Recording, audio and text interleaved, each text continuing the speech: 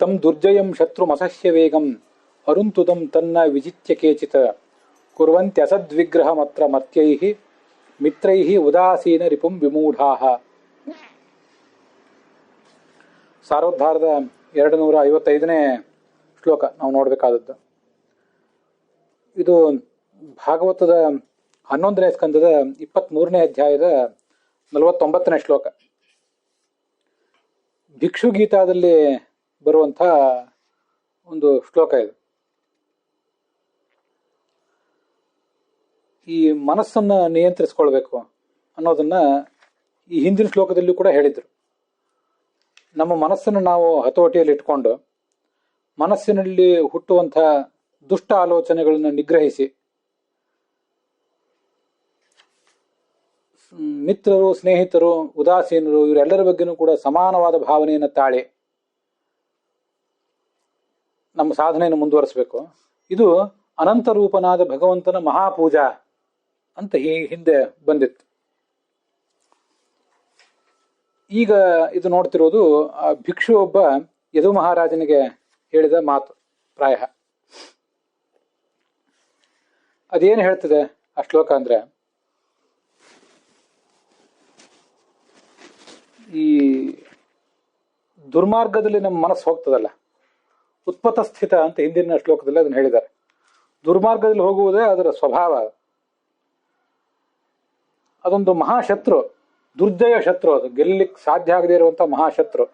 ಅಸಹ್ಯ ವೇಗಂ, ಆ ಮನಸ್ಸಿನ ವೇಗ ಹೊರಗಡೆನೆ ಓಡಿ ಹೋಗೋದೇ ಅದರ ಸ್ವಭಾವ, ಮನೋವೇಗ. ಇನ್ಯಾವ ಇಂದ್ರಿಯಗಳಿಗೂ ಇಲ್ಲದೇ ಇರುವಂತಹ ಮಹಾವೇಗ ಆ ಮನಸ್ಸಿಗಿದೆ. ಮತ್ತೆ ಆ ಮನಸ್ಸು ತನ್ನ ಸ್ವಭಾವದಿಂದ, ತನ್ನ ಪ್ರವೃತ್ತಿಯಿಂದಾಗಿ ಜೀವನಿಗೆ ಅಸಾಧ್ಯವಾದ ನೋವು ಉಂಟು ಮಾಡ್ತದೆ. ಅರುಂತುದ ಅಂತ ಅದನ್ನ ವರ್ಣನೆ ಮಾಡ್ತಾರೆ. ಅತಿ ದುಃಖದ, ಬಹಳ ದುಃಖದಾಯಕ ಅಂತ. ಅದು ಹುಣ್ಣಿನ ಮೇಲೆ ಉಪ್ಪು ಸುರಿದಂತೆ ಅತಿ ದುಃಖದಾಯಕ ಅಂತ ಹೀಗೆ ಬರೆದಿದ್ದಾರೆ ಪುರಾಣಿಕಾಚಾರ್ಯರು. ಅದನ್ನೇನು ನಾನು ಇಲ್ಲಿ ಇಟ್ಕೊಂಡಿಲ್ಲ. ಆ ಅರ್ಥ ಆ ಥರ ಹೋಲಿಕೆ ಕೊಟ್ಟರೆ ಅದು ತಪ್ಪೇನಲ್ಲ. ಶ್ಲೋಕದಲ್ಲಿ ಹಾಗೇನು ಕಾಣಿಸೋದಿಲ್ಲ. ಗಾಯದ ಮೇಲೆ ಉಪ್ಪು ಸುರಿದಂತೆ, ಹುಣ್ಣಿನ ಮೇಲೆ ಉಪ್ಪು ಸುರಿದಂತೆ ಅಂತ ಶ್ಲೋಕದಲ್ಲಿ ಕಾಣಿಸ್ತಿಲ್ಲ. ವಿಷ್ಣು ತೀರ್ಥಾಚಾರ್ಯರು ಕೂಡ ಹಾಗೇನು ಹೇಳಿಲ್ಲ. ಅತಿ ದುಃಖದಂ, ಅರುಂತುದಂ ಅಂದ್ರೆ ಅತಿ ದುಃಖದಂ ಇಷ್ಟೇ ಹೇಳಿದ್ದಾರೆ. ಹುಣ್ಣಿನ ಮೇಲೆ ಉಪ್ಪು ಸುರಿದಂತೆ ಅಂತ ವ್ಯಾಖ್ಯಾನ ಮಾಡುವಾಗ ನಾವು ನಮ್ಮ ಕೆಲವು ಮಾತುಗಳನ್ನು ಸೇರಿಸ್ತಾ ಇರ್ತೀವಲ್ಲ, ಆ ಥರ ಗುರುಗಳು ಪುರಾಣಿಕಾಚಾರ್ಯ ಸೇರಿಸಿದ್ದಾರೆ ಅಂತ ತಿಳ್ಕೋಬಹುದು ಅಷ್ಟೆ. ಇವನನ್ನ ವಶಪಡಿಸ್ಕೊಳ್ಬೇಕು ನಾವು. ಇಂಥ ಮನಸ್ಸನ್ನ ಹತೋಟಿಯಲ್ಲಿ ಇಟ್ಕೋಬೇಕು. ಇದು ದೊಡ್ಡ ಗುರಿ ಆಗಿರ್ಬೇಕು ನಮ್ಮದು. ಆದ್ರೆ ನಾವು ನಮ್ಮ ಯುದ್ಧವನ್ನ ಬೇರೆ ಯಾರ್ದೋ ಮೇಲೆ ಸಾರಿದ್ದೀವಿ. ಯಾರು ನಮಗೆ ನಿಜವಾದ ಶತ್ರುಗಳು ಅಂತ ಅರಿಯದೆ ಯಾರ್ಯಾರ್ದೋ ವಿರುದ್ಧ ಯುದ್ಧ ಮಾಡ್ತಿದ್ದೀವಿ ಅಂತ ಹೇಳ್ತಾರೆ.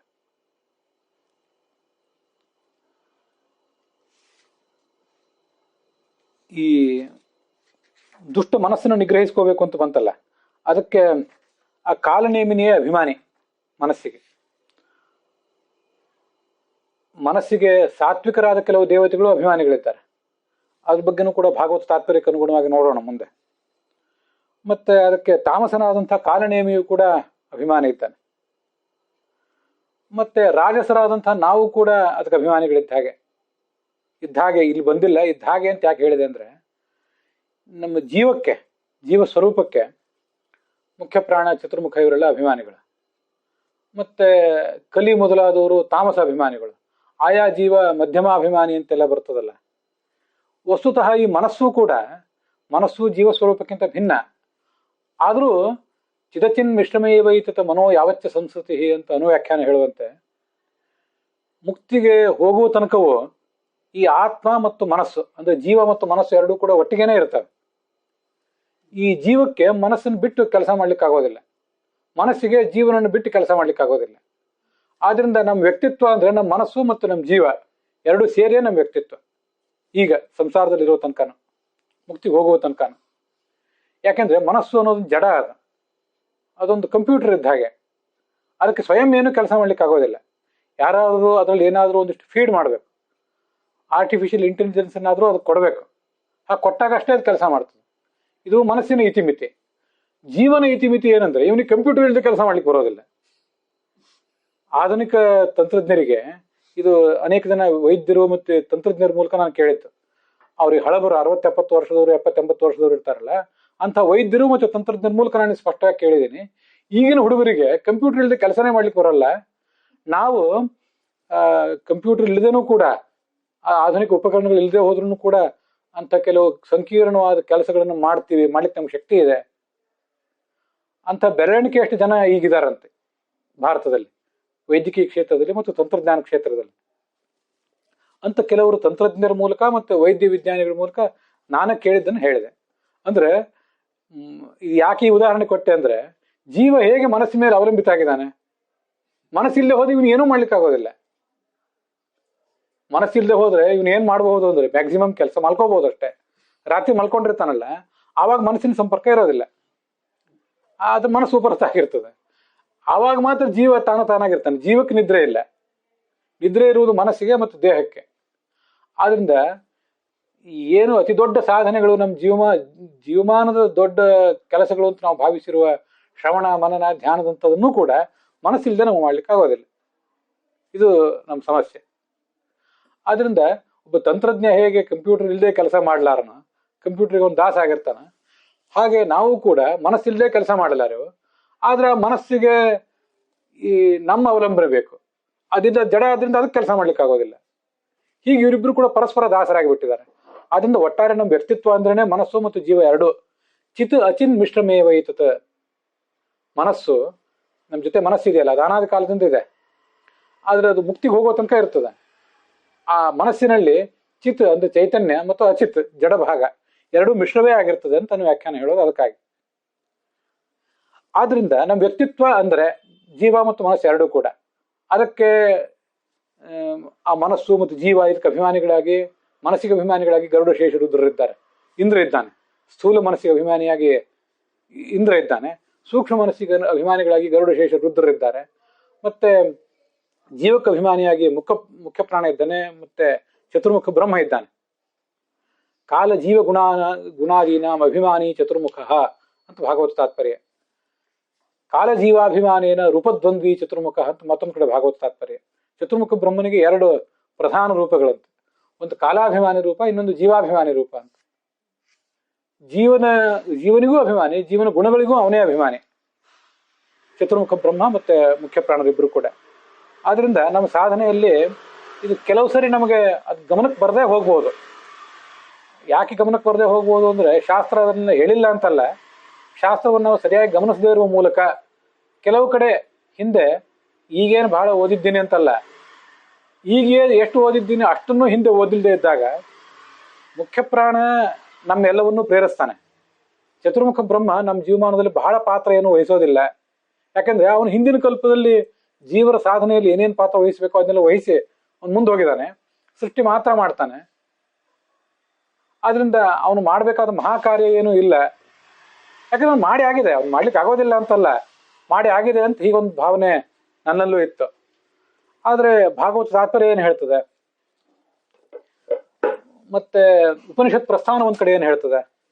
ಭಾಗವತ ತಾತ್ಪರ್ಯ ಹೇಳೋದನ್ನ ಈಗಾಗಲೇ ನಾನು ಹೇಳಿದೆ. ಕಾಲ ಜೀವ ಗುಣಾದೀನಾಂ, ಜೀವನ ಗುಣಗಳಿಗೆ ಮತ್ತು ಕಾಲಕ್ಕೆ ಎರಡಕ್ಕೂ ಕೂಡ ಅಭಿಮಾನಿ ಚತುರ್ಮುಖ ಬ್ರಹ್ಮ ಅಂತ. ಮುಖ್ಯ ಪ್ರಾಣನ ಪಾತ್ರದ ಬಗ್ಗೆ ಅಂತೂ ನಾವು ಇಲ್ಲಿ ಹೇಳಬೇಕಾದಿಲ್ಲೇ ಇಲ್ಲ, ಅಷ್ಟು ಸ್ಪಷ್ಟವಾಗಿ ಅದಿದೆ.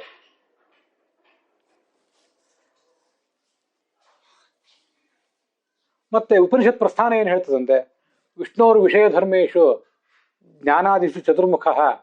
ನಮಗೆ ಚತುರ್ಮುಖ ಭಗವಂತನ ಕುರಿತಾಗಿ ಏನು ಜ್ಞಾನ ಇತ್ಯಾದಿಗಳನ್ನು ನಾವು ಸಂಪಾದನೆ ಮಾಡಬೇಕಾಗಿದೆ, ಅದಕ್ಕೆ ಬೇಕಾದ ಶ್ರದ್ಧಾವನ್ನೆಲ್ಲ ನಮಗೆ ಕೊಡುವಂಥವನು ಚತುರ್ಮುಖ ಅಂತ ಉಪನಿಷತ್ ಪ್ರಸ್ಥಾನ ಹೇಳ್ತದೆ. ಆದ್ರಿಂದ ಮುಖ್ಯ ಪ್ರಾಣ ಮಾಡಿದಷ್ಟು ಕೆಲಸ ಚತುರ್ಮುಖ ಈಗ ಮಾಡೋದಿಲ್ಲ, ಯಾಕಂದ್ರೆ ಅವನು ಮಾಡಿ ಆಗಿದೆ.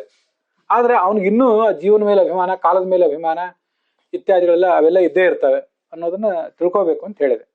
ಇದಿಷ್ಟು ಜೀವ ಮತ್ತು ಮನಸ್ಸಿನ ಕುರಿತಾಗಿ ಇದಿಷ್ಟು ವಿಶ್ಲೇಷಣೆ ಆಯಿತು. ಹಾಗೆ ಇದಕ್ಕೆ ಈ ದುಷ್ಟ ಮನಸ್ಸಿಗೆ ಅಭಿಮಾನಿಯಾಗಿ ಕಾಲನೇಮಿಯು ಕೂಡ ಇರ್ತಾನೆ. ಇವನನ್ನು ಗೆಲ್ಲಬೇಕಾಗಿದೆ ನಾವು. ಅದನ್ನು ಬಿಟ್ಟು ಮತ್ತೊಂದೇನೋ ಮಾಡ್ಲಿಕ್ಕೆ ಹೊರಟಿದ್ದೇವೆ.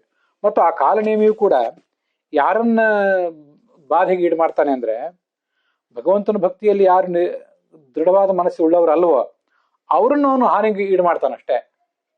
ಅದು ಅವನ ದೌರ್ಬಲ್ಯ. ಕಾಲನೇಮಿಗೊಂದು ದೌರ್ಬಲ್ಯ ಇದೆ. ಭಗವಂತನ ಭಕ್ತಿಯಲ್ಲಿ ಆಸಕ್ತಿ ತೋರಿಸದೇ ಇದ್ದವರನ್ನು ತೊಂದರೆಗೆ ಈಡು ಮಾಡ್ತಾನಷ್ಟೇ. ಭಗವಂತನ ಭಕ್ತಿಯಲ್ಲಿ ಆಸಕ್ತಿ ತೋರಿಸಿದರೆ ಯಾವ ಕಾಲನೇಮಿಗೂ ಏನೂ ಮಾಡ್ಲಿಕ್ಕೆ ಆಗೋದಿಲ್ಲ. ಅದನ್ನೇ ಅಲ್ಲಿ ವಿಷ್ಣು ತೀರ್ಥಾಚಾರ್ಯರು ಪುರಾಣಿಕಾಚಾರ್ಯರು ಅದನ್ನ ಬರೀತಾರೆ. ಅಲ್ಲಿ ಉದಾಸೀನ ರಿಪುಂ ಅಂತ ಶಬ್ದ ಇದೆ ಶ್ಲೋಕದಲ್ಲಿ. ಉದಾಸೀನ ರಿಪು ಅಂದ್ರೆ ಕಾಲನೇಮಿ ರಿಪು. ಹೌದು, ಯಾರಿಗೆ ರಿಪು ಅಂದ್ರೆ ಉದಾಸೀನರಿಗೆ ರಿಪು. ಭಗವಂತನ ವಿಷಯದಲ್ಲಿ ಬೆನ್ನು ಹಾಕಿ ನಡೆಯುವವರಿಗೆ ಅವನು ರಿಪು. ಭಗವಂತನಿಗೆ ಮುಖ ಮಾಡಿ ನಡೆಯುವವರಿಗೆ ಇವನು ರಿಪು ಅಲ್ಲ. ಅವನನ್ನೇನು ಮಾಡ್ಲಿಕ್ಕೆ ಆಗೋದಿಲ್ಲ ಇವರಿಗೆ, ಈ ಕಾಲನೇಮಿಗೂ ಕೂಡ ಅಂತ ಅದರ ಅರ್ಥ.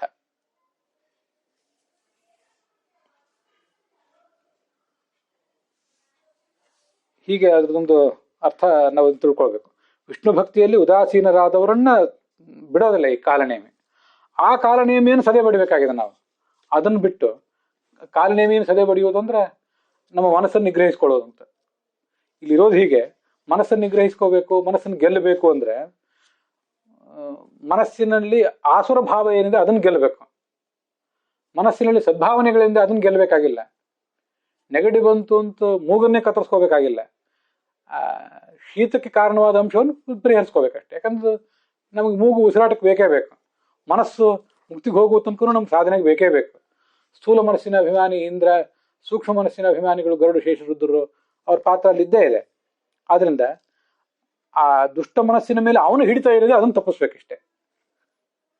ಇಷ್ಟನ್ನು ನಾವು ಮಾಡೋದನ್ನು ಬಿಟ್ಕೊಂಡು ಇನ್ನೇನೋ ಮಾಡ್ತಿದ್ದೀವಲ್ಲ. ಮಂಗ ಎಲ್ಲ ಬಿಟ್ಟು ಭಂಗಿ ನೆಟ್ಟಿತು ಅಂತ ಒಂದು ಹಾಸ್ಯ ಹೇಳ್ತಿರ್ತಾರೆ. ಮಂಗನಿಗೆ ಯಾರೋ 1 ಎಕರೆ ಹೊಲ ದಾನ ಮಾಡಿದ್ರಂತ, ಒಂದು ಜಮೀನು. ಉಳಿದವರೆಲ್ಲ ಮತ್ತೇನೋ ಕಬ್ಬು ಇನ್ನೇನೋ ಬಿತ್ತನೆ ಮಾಡಿದ್ರೆ ಅದು ಭಂಗಿ ನೆಟ್ಟಿತು ಅಂತ, ಅಫೀಮು ಮತ್ತು ಬರಿಸುವ ವಸ್ತುವಿನಲ್ಲಿ ಅದು ಬಿತ್ತಿತು, ಅದರ ಫಲನೇ ಅದು ಪಡ್ಕೊಂಡಿತು ಅಂತ ಹಾಗೆ ಹೇಳ್ತಾರೆ. ನಾವು ಏನ್ ಮಾಡ್ತಿದ್ದೀವಿ ಅಂದ್ರೆ ಬೇರೆ ಯಾರ್ದೋ ಜನ ಜೊತೆಗೆ ಕೆಟ್ಟ ಕಲಹ ಮಾಡ್ತಾ ಇದ್ದೀವಿ. ಕಲಹ ಅಂತ ಹೇಳ್ತಿರೋದು ತುಂಬಾ ಸುಂದರವಾದ ಮಾತು ಅಂತ ಅನ್ಸೋದು ನನಗೆ.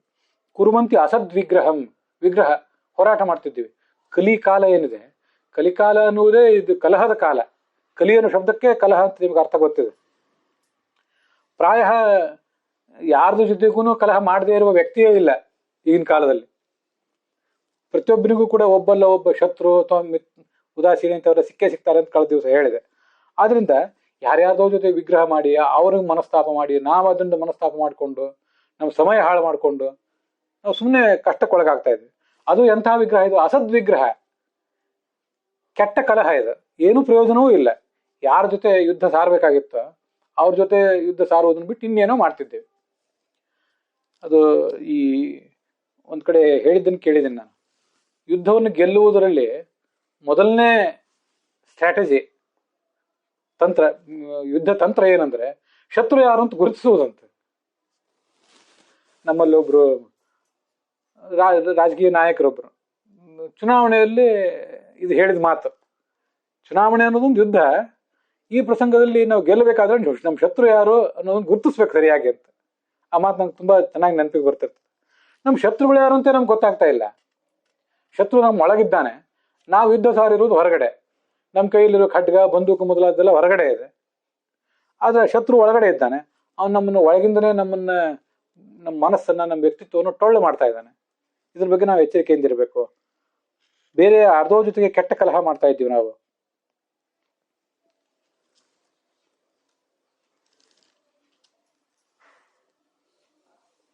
ಹೀಗೆ ಆ ಉತ್ಪತ್ತ ಸ್ಥಿತವಾದಂತಹ ದುರ್ಮಾರ್ಗದಲ್ಲಿ ಹೊರಟಂತಹ ಮನಸ್ಸನ್ನ ಗೆಲ್ಲಬೇಕು ಅಂತ ಆ ಭಾಗವತ ಹೀಗೆ ಹೇಳ್ತದೆ.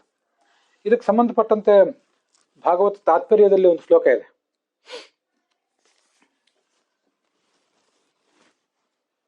ಸಾತ್ವಿಕ ಮನೋವಿವಕ್ಷಯ ದೇವಶಬ್ದ, ತಾಮಸ ಮನೋವಿವಕ್ಷಯ ಶತ್ರು ಶಬ್ದ ಅಂತ ಅಲ್ಲಿ ಆಚಾರ್ಯ ಭಾಗವತ ತಾತ್ಪರ್ಯದಲ್ಲಿ ಹೇಳ್ತಾರೆ. ಈಗ ನಾವೇನು 49ನೇ ಶ್ಲೋಕ ನೋಡ್ತಿದ್ದೀವಲ್ಲ, ಇದಕ್ಕಿಂತ ಮುಂಚೆ 48ನೇ ಶ್ಲೋಕ ಒಂದಿದೆ. ಅಲ್ಲಿ ಈ ಮನಸ್ಸನ್ನ ನಿಗ್ರಹ, ನಾವು ಮನಸ್ಸಿಗೆ ಸಂಬಂಧಪಟ್ಟಂತೆ ದೇವತೆಗಳಿದ್ದಾರೆ ಅಂತ ಬಂದಿದೆ. ಅಲ್ಲಿ ಮಹಾರುದ್ರ ಇದ್ದಾನೆ, ಅವನ ವಶದಲ್ಲಿ ಬೇರೆ ದೇವತೆಗಳಿದ್ದಾರೆ, ಅವರೆಲ್ಲ ಬಹಳ ಬಲಿಷ್ಠರಾಗಿರ್ತಾರೆ ಆ ದೇವತೆಗಳು. ಆ ದೇವತೆಗಳನ್ನ ಯಾರು ಕೂಡ ಮಣಿಸುವುದು ಸಾಧ್ಯ ಇಲ್ಲ ಅಂತೆಲ್ಲ ಹಿಂದಿನ ಶ್ಲೋಕದಲ್ಲಿದೆ. ಇಲ್ಲಿ ಮುಂದಿನ ಶ್ಲೋಕದಲ್ಲಿ ಈ ಮನಸ್ಸನ್ನ ಶತ್ರು ಅಂತ ಹೇಳಿದ್ದಾರೆ. ಇದೇನು, ಯಾಕೆ ಹೀಗೆ ಅಂದ್ರೆ ಸಾತ್ವಿಕ ಮನಸ್ಸೇನಿದೆ ಆ ಸಾತ್ವಿಕ ಮನಸ್ಸಿಗೆ ಗರುಡ ಶೇಷ ರುದ್ರರು ಅಭಿಮಾನಿಗಳಾಗಿರ್ತಾರೆ. ತಾಮಸ ಮನಸ್ಸಿಗೆ ಈ ಈ ಕಾಲನೇಮಿ ಅಂತ ಏನ್ ನೋಡಿದ್ವಿ ಇವನು ಅಭಿಮಾನಿಯಾಗಿರ್ತಾನೆ ಅಂತ ಹೀಗದ್ರ ತಾತ್ಪರ್ಯ. ಅದ್ ಕೆಲವು ಕಡೆ ಏನ್ ಮಾಡ್ತಾರೆ ಅಂದ್ರೆ ನಿಯಾಮಕರು ದೇವತೆಗಳು ಬೇರೆ ಬೇರೆ ಇದ್ದಾರೆ, ನಿಯಾಮಕ ಶಕ್ತಿಗಳು ಬೇರೆ ಬೇರೆ. ಒಂದ್ ಕಡೆ ಸಾತ್ವಿಕ ನಿಯಾಮಕರಿದ್ದಾರೆ, ಒಂದ್ ಕಡೆ ತಾಮಸ ನಿಯಾಮಕರಿದ್ದಾರೆ. ಆದ್ರೆ ನಿಯಮ್ಯವಾದದ್ದು ಮಾತ್ರ ಒಂದೇ, ಮನಸ್ಸೇ. ಅವರೇ ಮನಸ್ಸಿನಲ್ಲಿ ಸಾತ್ವಿಕ ಭಾವನೆಗಳನ್ನ ಎಬ್ಬಿಸ್ತಾರೆ ದೇವತೆಗಳು. ಈ ತಾಮಸರು ಈ ಕಾಲನೇಮಿ ಅದರಲ್ಲಿ ದುರ್ಭಾವನೆಗಳನ್ನು ಎಬ್ಬಿಸ್ತಾನೆ. ಹೀಗಿದೆ ಮನಸ್ಸನ್ನು ನಿಗ್ರಹಿಸಿಕೊಳ್ಳುವುದು ಎಷ್ಟು ಕಷ್ಟ ಅಂದ್ರೆ ಹೃದಯದ್ವೇ ಬ್ರಹ್ಮಣೀಕಸ್ಯ ಮನೋಯಾತಿ ವಶಂ ಕ್ವಚಿತ್ ಶ್ರಿಯಂ ಸರಸ್ವತೀಂ ವಾಪಿ ಯಾತಿ ವಾ ತತ್ ಪ್ರಸಾದತಃ ಅಂತ ಪದ್ಮಪುರಾಣದ ಮಾತೊಂದನ್ನು ಆಚಾರ್ಯರು ಉದ್ಧರಿಸ್ತಾರೆ. ಪರಬ್ರಹ್ಮ ಅಂದ್ರೆ ವಿಷ್ಣು, ಅಪರಬ್ರಹ್ಮ ಅಂದ್ರೆ ಈ ಚತುರ್ಮುಖ. ಪರಾಪರ ಬ್ರಹ್ಮರು ಅಂತ ಕರೆಸ್ಕೊಂಡಿರುವ ವಿಷ್ಣು ಮತ್ತು ಚತುರ್ಮುಖರು ಮತ್ತೆ ಲಕ್ಷ್ಮೀ ಸರಸ್ವತಿಯರು. ಮತ್ತೆ ನಾವು ತಿಳ್ಕೊಳ್ಬೇಕಾದದ್ದು ಪ್ರಾಣ ಮತ್ತು ಭಾರತೀಯರು. ಇವ್ರನ್ನ ಬಿಟ್ರೆ ಮನಸ್ಸನ್ನು ಪೂರ್ಣವಾಗಿ ಹತೋಟಿಯಲ್ಲಿ ಇಟ್ಕೊಂಡವ್ರು ಯಾರಿದ್ದಾರೆ? ಯಾರು ಕೂಡ ಇಲ್ಲ. ಎಲ್ಲರೂ ಕೂಡ ಈ ತಾಮಸ ಶಕ್ತಿಗಳ ದಾಳಿಗೆ ಒಳಗಾದವರೇ ಒಂದಲ್ಲ ಒಂದು ಹಂತದಲ್ಲಿ.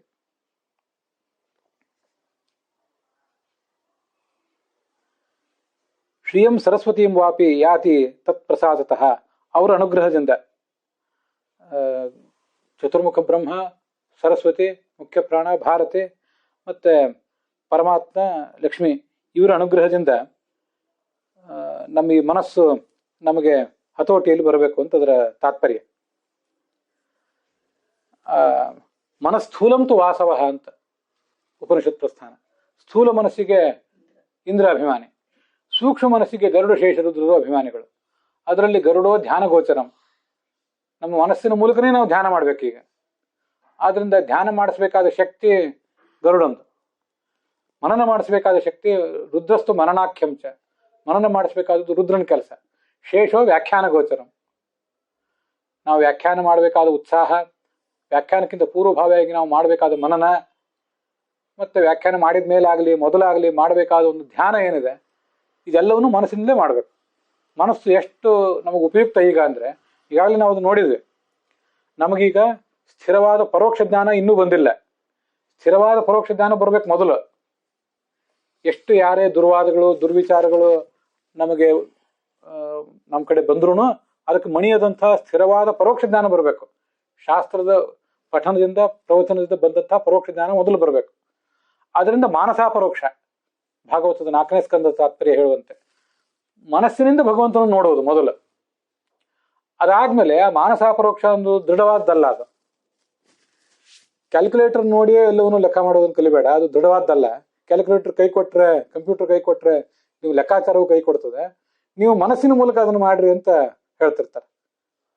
ಆದ್ರಿಂದ ಮನಸ್ಸು ದೃಢವಾದ ಶಾಸ್ತ್ರಜನ್ಯವಾದ ಪರೋಕ್ಷ ಜ್ಞಾನ ಬಂದಾದ್ಮೇಲೆ ಮಾನಸ ಅಪರೋಕ್ಷ, ಅದು ಕೂಡ ಸ್ಥಿರ ಅಲ್ಲ ಅಂತ ತಿಳಿದು ಮತ್ತೆ ಸ್ವರೂಪ ಅಪರೋಕ್ಷವನ್ನು ಪಡೆದ ಪೃಥು ಚಕ್ರವರ್ತಿ ಅಂತ ಅಲ್ಲಿ ವರ್ಣನೆ ಬಂದಿದೆ. ಆದ್ರಿಂದ ಸ್ವರೂಪಾಪರೋಕ್ಷ ಪಡಿಲಿಕ್ಕೂ ಕೂಡ ಮಾನಸಾಪರೋಕ್ಷ ಅನ್ನೋದೊಂದು ಮೆಟ್ಟಲು. ಮಾನಸಾಪರೋಕ್ಷಕ್ಕೆ ಕಾರಣ ಈ ಮನಸ್ಸು, ಅದು ಬೇಕೇ ಬೇಕು. ಅದಕ್ಕಾಗಿ ಇಷ್ಟೆಲ್ಲ ಆ ದೇವತೆಗಳ ಅನುಗ್ರಹ ಅದಕ್ಕೆ ಬೇಕಾಗ್ತದೆ. ಆ ಮನಸ್ಸಿನ ಬಗ್ಗೆ ಇದಿಷ್ಟು ವರ್ಣನೆ ಇದೆ. ಈ ಮನಸ್ಸಿನ ಬಗ್ಗೆ ಇಷ್ಟನ್ನು ಹೇಳುವಾಗ ಭಾಗವತ ಸಾರೋದ್ಧಾರದಲ್ಲಿ ಹಿಂದೆ ಬಂದಂತಹ ಒಂದು ಶ್ಲೋಕ ಇದೆ, ಅದು ತುಂಬಾ ಚೆನ್ನಾಗಿದೆ, ಅದು ನೆನಪಿಗೆ ಬಂತು. ನೈತನ್ ಮನಃ ತವ ಕಥಾಸು ವಿಕುಂಠಧೀರ ಸಂಪ್ರೀಯತೆ ದುರಿತ ದುಷ್ಟ ಮಸಾಧು ತೀವ್ರಂ ಕಾಮಾತುರಂ ಹರುಷ ಶೋಕ ಭಯೈಷಣಾರ್ಥಂ ತಸ್ಮಿನ್ ಕಥಂ ತವ ಗತಿಂ ವಿಮೃಶಾಮಿ ದೀನಃ. ದೀನ ನಾನು ಅಂತ ಹೇಳ್ಕೊಂಡಿದ್ದು ಯಾರು ಅಂದ್ರೆ ಪ್ರಹ್ಲಾದ ನರಸಿಂಹನ ಎದುರಿಗೆ ಹೇಳ್ಕೊಂಡದ್ದು ಮಾತಿದ.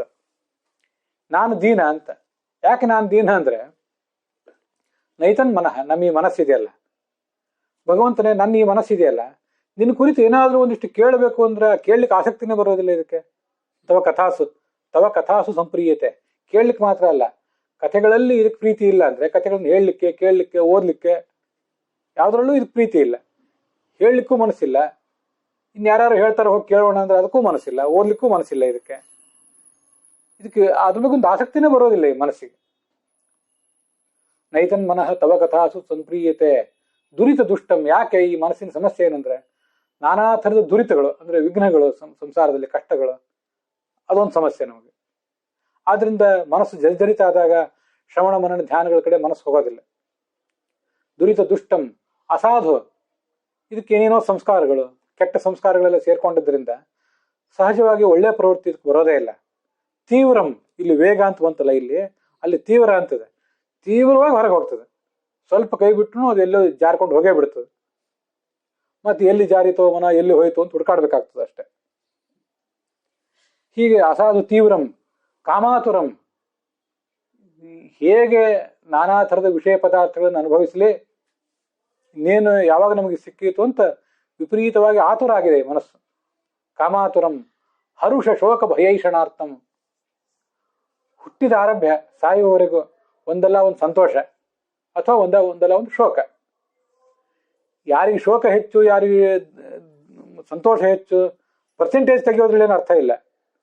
ಅಂತೂ ಮನುಷ್ಯನ ಸ್ಥಿತಿ ಒಂದಲ್ಲ ಒಂದು ಹರ್ಷ, ಒಂದ ಶೋಕ. ಹರುಷ, ಶೋಕ, ಭಯ, ಈ ಮೂರು ಇದನ್ನ ತೊಂದರೆಗೆ ಈಡು ಮಾಡ್ತಾನೆ ಇರ್ತವೆ. ಹರುಷ ಶೋಕ ಭಯೈಷಣ ಆರ್ತಂ. ಇಂಥ ಆರ್ತವಾದ ಮನಸ್ಸಿದು. ತಸ್ಮಿನ್ ಕಥಂ ತವಗತಿಂ ವಿಮೃಶಾಮಿ ದೀನಃ. ನಾನೀಗ ಏನೇ ಮಾಡಿದ್ರು, ನಿನ್ನ ಬಗ್ಗೆ ಪ್ರವಚನ ಮಾಡಿದ್ರು, ಶ್ರವಣ ಮಾಡಿದ್ರು, ಧ್ಯಾನ ಮಾಡಿದ್ರು, ಮನನ ಮಾಡಿದ್ರು, ಏನಿದ್ರು ಎಲ್ಲ ಈ ಮನಸ್ಸಿನಿಂದ ಮಾಡ್ಬೇಕಲ್ಲ. ಅದನ್ನ ಹೇಗೆ ವಿಮರ್ಶಾಮಿ, ನಾನು ಅದನ್ನ ಹೇಗೆ ವಿಮರ್ಶೆ ಮಾಡಲಿ ಅಂತ ಕೇಳ್ತಾನೆ ಪ್ರಹ್ಲಾದ. ನಾನು ಅದನ್ನು ನನ್ನ ವೈಯಕ್ತಿಕ ಅನುಸಂಧಾನಕ್ಕೆ ವಿಮರ್ಶೆ ಆಮೇಲೆ. ವಿಮರ್ಶೆ ಅಂದ್ರೆ ಮನನ. ಕಥಂ ಅನೇನ ಅಸಾಧನ ಮನಸ ಕಥಂ ಜಾನಾಮಿ, ಕಥಂ ಭಗವತಃ ಗತಿಂ ಜಾನಾಮಿ. ತಸ್ಮಿನ್ ತವ ಗತಿಂ ವಿಮರ್ಶಾಮಿ ದೀನ. ಗತಿ ಅಂತಿದೆ ಅಲ್ಲಿ. ಗತಿ ಅಂದ್ರೆ ತತ್ವ ರಹಸ್ಯಗಳು ಆಮೇಲೆ ಇರಲಿ, ಒಂದು ಬೇಸಿಕ್ ನಾಲೆಜ್. ಗತಿ ಅಂದ್ರೆ ಬೇಸಿಕ್ ನಾಲೆಜ್ ಅಂತ ಅರ್ಥ ಆಗ್ತದೇನೋ. ಯಾಕೆಂದ್ರೆ ಈ ನಭಃ ಪತಂತ್ಯಾತ್ಮ ಸಮಂ ಪತತ್ರಿಣಃ ತಥಾ ಸಮಂ ವಿಷ್ಣುಗತಿಂ ವಿಪಶ್ಚಿತ ಅಂತ ಭಾಗವತದಲ್ಲಿ ಮತ್ತೊಂದು ಬರೋ ಶ್ಲೋಕ. ದೊಡ್ಡ ದೊಡ್ಡ ಪಕ್ಷಿಗಳು ಆಕಾಶದಲ್ಲಿ ಬೇಕಾಷ್ಟು ಎತ್ತರಕ್ಕೆ ಹಾಡ್ತವೆ. ಹಾಗೆ ಪ್ರತಿಯೊಬ್ಬ ವಿದ್ವಾಂಸನು ಕೂಡ ತಥಾ ಸಮಂ ವಿಷ್ಣುಗತಿಂ, ವಿಷ್ಣುವಿನ ಗತಿ. ಗತಿ ಅಂದ್ರೆ ಇಂಗ್ಲಿಷ್ನಲ್ಲಿ ಇನ್ನೂ ಸ್ಪಷ್ಟವಾಗಿ ಹೇಳಿದ್ರೆ ವೇರ್ ಅಬೌಟ್ಸ್ ಅಂತ. ಸ್ಪೆಷಲ್ ಪಾಯಿಂಟ್ಸ್ ಆ ಕಡೆ ಇಲ್ಲೇ, ವಿಶೇಷವಾದ ತಿಳುವಳಿಕೆ. ಎಲ್ಲಿದ್ದಾನೆ ಆ ವ್ಯಕ್ತಿ, ಎಲ್ಲಿದ್ದಾನೆ ಈಗ, ಅವನ ಬಗ್ಗೆ ಒಂದು ಪ್ರಾಥಮಿಕ ತಿಳುವಳಿಕೆ, ಅದು ಗತಿ. ಅದೇ ಪ್ರಾಥಮಿಕ ಮಾಹಿತಿ. ವಿಶೇಷಾಂಶ ಆಮೇಲೆ. ಆ ಗತಿನೇ ನಮ್ಗೆ ಆಗ್ತಿಲ್ಲ ಈಗ. ಗತಿಯನ್ನ ಕಥಂ ಜಾನಾಮಿ, ನಾನು ಅದು ತಿಳ್ಕೊಳ್ಳೋದು ಹೇಗೆ, ಇದು ಮೊದಲನೇದು. ಕಥಂ ತರಾಂ ವಿಮರ್ಶಾಮಿ, ತಿಳುವಳಿಕೆನೇ ಆಗಿಲ್ಲ ಅಂದ್ರೆ ವಿಮರ್ಶೆ ಮಾಡೋದೇನು. ಕಥಂ ತಮಾಂ ಪ್ರವಕ್ಷ್ಯಾಮಿ, ತಿಳುವಳಿಕೆ ಬೇಕು, ಆಮೇಲೆ ಮುಂದೆ ಅದು ಮನನಕ್ಕೊಳಗಾಗಬೇಕು, ಆಮೇಲೆ ಪ್ರವಚನ ಮಾಡಬೇಕು. ತಿಳುವಳಿಕೆನೇ ಆಗಿಲ್ಲ, ಇನ್ನು ಮನನ ಆಗಿಲ್ಲ, ಹಾಗಾದ್ರೆ ಪ್ರವಚನ ಮಾಡೋದು ನಾನು ಹೇಗೆ ಅಂತ ಅದನ್ನ ಸ್ವಲ್ಪ ಅದನ್ನ ನಾನು ನನ್ನ ವೈಯಕ್ತಿಕ ಅನುಸಂಧಾನಕ್ಕಾಗಿ ವಿಸ್ತರಿಸ್ಕೊಂಡಿದ್ದೇನೆ ಅಷ್ಟೆ. ವಿಮರ್ಶಾಮಿ ಅಂತ ಅಲ್ಲಿದೆ, ಅದಕ್ಕೆ ಪೂರ್ವಭಾವಿಯಾಗಿ ಜಾನಾಮಿ, ಅದಕ್ಕೆ ಉತ್ತರ ಭಾವಿಯಾಗಿ ಪ್ರವಕ್ಷ್ಯಾಮಿ ಅಂತ ಹೀಗೆ ಎರಡನ್ನು ತಗೊಂಡಿದ್ದೇನೆ.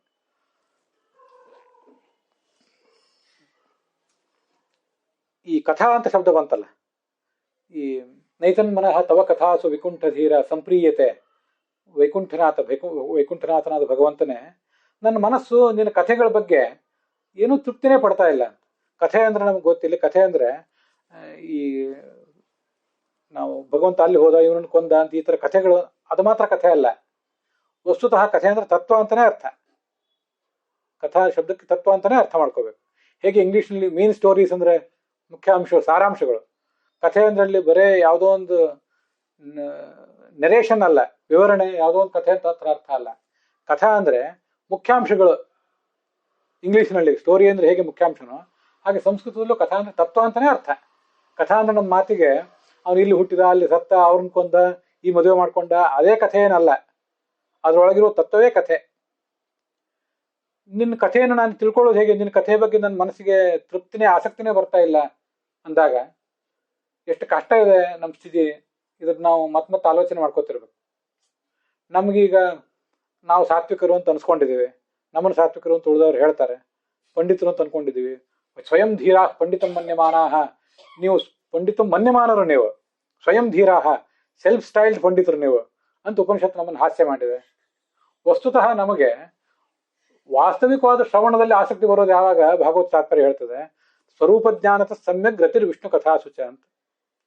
ಈಗ ನಮ್ದು 3 ಹಂತಗಳು. 4ನೇ ಹಂತ ಮೋಕ್ಷ. ಮೋಕ್ಷಕ್ಕೆ ಮೆಟ್ಟಿಲು 3.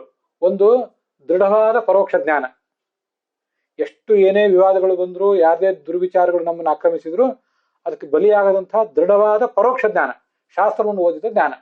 ಇಲ್ಲಿಗೆ ಸ್ವಲ್ಪನೂ ಅಪರೋಕ್ಷ ಆಗಿಲ್ಲ ಈಗ ನಮಗೆ. ದೃಢವಾದ ಶಾಸ್ತ್ರದಿಂದ ಪರೋಕ್ಷ ಜ್ಞಾನ, ಆಮೇಲೆ ಮಾನಸಾಪರೋಕ್ಷ, ಆಮೇಲೆ ಸ್ವರೂಪಾಪರೋಕ್ಷ. ಭಾಗವತ ತಾತ್ಪರ್ಯ ಏನ್ ಹೇಳ್ತದಂದ್ರೆ, ಸ್ವರೂಪ ಜ್ಞಾನತಃ ಸಮ್ಯಕ್ ಗತಿರ್ ವಿಷ್ಣು ಕಥಾಸು. ಭಗವಂತನ ಕುರಿತಾಗಿ ಏನನ್ನಾದ್ರೂ ಕೇಳಬೇಕು ಹೇಳಬೇಕು ಅಂತ ನೈಜವಾದ ಆಸಕ್ತಿ, ಜೆನ್ಯೂನ್ ಇಂಟ್ರೆಸ್ಟ್ ಬರುವುದಿದ್ರೆ ಸ್ವರೂಪ ಜ್ಞಾನ ಬಂದ್ಮೇಲಂತೆ. ಈಗ ನಮಗಿರೋ ಆಸಕ್ತಿ, ಏನಾದ್ರೂ ಓದ್ತೇವೆ, ಶ್ರವಣ ಮಾಡ್ತೀವಿ, ಹೇಳ್ತೀವಿ, ಕೇಳ್ತೀವಿ, ವಿಚಾರ ಮಾಡ್ತೀವಿ, ಲೇಖನ ಮಾಡ್ತೇವೆ ಅಂತ ಏನಾದ್ರೂ ಆಸಕ್ತಿ ಇದ್ರೆ ಸಮ್ಯಕ್ ಗತಿ ಅಲ್ವೇ ಅಲ್ಲ ಇದು. ಇನ್ನು ಸ್ವರೂಪಾಪರೋಕ್ಷ ಬಂದ್ಮೇಲೂ ಕೂಡ, ಭಗವಂತ ನೋಡಿದ ಮೇಲೂ ಕೂಡ ಆ ಆಸಕ್ತಿ ನಮ್ಮಲ್ಲಿ ಬೇರೆ ಬಿಡೋದಿಲ್ಲ. ಅದಕ್ಕಾಗಿ ಅದನ್ನ ಕಿತ್ತೊಗಿಬೇಕು ಅಂತ ಹೇಳೋದು. ಸ್ವರೂಪ ಯಾವಾಗ ಭಗವಂತನನ್ನ ಸ್ವರೂಪದ ಕಣ್ಣಿಂದ ನೋಡ್ತೇವೋ ಮಾನಸಾಪರೋಕ್ಷವನ್ನು ಕಿತ್ತೊಗದು. ನಮ್ಗೆ ಈ ಕಂಪ್ಯೂಟರ್ ಬೇಡ, ಇನ್ನು ಏನು ಲೆಕ್ಕ ಬಂದ್ರು, ಎಂಥ ಕ್ಲಿಷ್ಟ ಪ್ರಾಬ್ಲಮ್ ಇದ್ರು ಅದನ್ನು ನಾನು ನನ್ನ ವ್ಯಕ್ತಿತ್ವದಿಂದಲೇ ಭೇದಿಸ್ತೇನೆ, ಡಿಕೋಡ್ ಮಾಡ್ತೇನೆ ಅಂತ ಅವನಿಗೆ ಆತ್ಮವಿಶ್ವಾಸ ಬಂದಾಗ, ಆವಾಗ ಸ್ವರೂಪ ಜ್ಞಾನತಃ ಸ್ವರೂಪಾಪರೋಕ್ಷ ಬಂದ ಮೇಲೆ ಸಮ್ಯಗ್ರತಿ ವಿಷ್ಣು ಕಥಾಸು. ಭಗವಂತನ ಕುರಿತು ಕೇಳಬೇಕು ಹೇಳಬೇಕು ಅಂತ ವಾಸ್ತವಿಕವಾದ ಆಸಕ್ತಿ ಆವಾಗ ಬರ್ತದೆ. ನಾವೇನಾದ್ರೂ ಕೇಳುವುದಿದ್ರು ಅಂಥವನಿಂದ ಕೇಳಬೇಕು.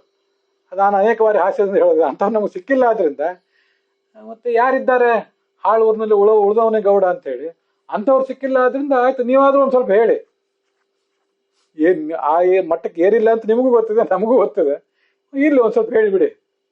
ಮುಂದೆ ಯಾವ ಕಾಲಕ್ಕೆ ಏರ್ತೀವಿ, ಇಬ್ರು ಏರ್ತೇವೆ, ಈಗಂತೂ ಹೇಳಿಬಿಡಿ ಅಂತ ಜನ ನಮ್ಮನ್ನು ಹೇಳ್ತಿದ್ದಾರೆ, ಕೇಳಿದ್ದಾರೆ, ಅದನ್ನ ನಾವು ಹೇಳ್ತಿದ್ದೇವೆ ಅಂತ ನಮಗೆ ಗೊತ್ತಿರಬೇಕು. ನಮ್ಗೆ ಈಗಿರೋ ನಾವೇನು 1ನೇ ಮೆಟ್ಲಲ್ಲಿ ಇದ್ದೇವೆ, ಪ್ರಾಯ 1ನೇ ಮೆಟ್ಲಲ್ಲೂ ಇಲ್ಲ. ಯಾಕೆಂದ್ರೆ 1ನೇ ಮೆಟ್ಲು ಒಂದು ಯಾವುದು, ದೃಢವಾದ ಪರೋಕ್ಷ ಜ್ಞಾನ. ನಮಗೀಗ ದೃಢವಾದ ಪರೋಕ್ಷ ಜ್ಞಾನ ಇಲ್ಲ, ಅದೃಢವಾದ ಪರೋಕ್ಷ ಜ್ಞಾನ ನಮಗೀಗಿರೋದು.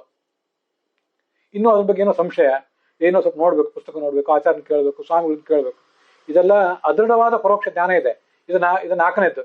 ಇದನ್ನ ದಾಟಿ ದೃಢವಾದ ಪರೋಕ್ಷ ಜ್ಞಾನ, ಅದನ್ನ ದಾಟಿ ಮಾನಸಾಪರೋಕ್ಷ, ಅದನ್ನ ದಾಟಿ ಸ್ವರೂಪಾಪರೋಕ್ಷ ಬಂದಾಗ ವಾಸ್ತವಿಕವಾದ ಶ್ರವಣ, ವಾಸ್ತವಿಕವಾದ ಪ್ರವಚನ, ನಿಜವಾದ ನಡೆಯೋದು, ಸ್ವರೂಪ ಪೂರ್ಣವಾಗಿ ವಿಕಸಿತ ಆಗಿ ಮುಕ್ತಿಯಲ್ಲಿ ವಿಕಸಿತ ಆಗ್ತದೆ. ಆದ್ರೂ ಆಯಾ ವ್ಯಕ್ತಿ ಮಾಡುವ ಮಹಾ ಸಾಧನೆ ಎಲ್ಲ ಆವಾಗ ಆಗೋದು. ಅದಕ್ಕಿಂತ ಮುಂಚೆ ಅದಕ್ಕೆಲ್ಲ ಇದು ಮೆಟ್ಲಷ್ಟೇ. ಮೆಟ್ಲಲ್ಲಿದ್ದೇವೆ ನಾವೀಗ.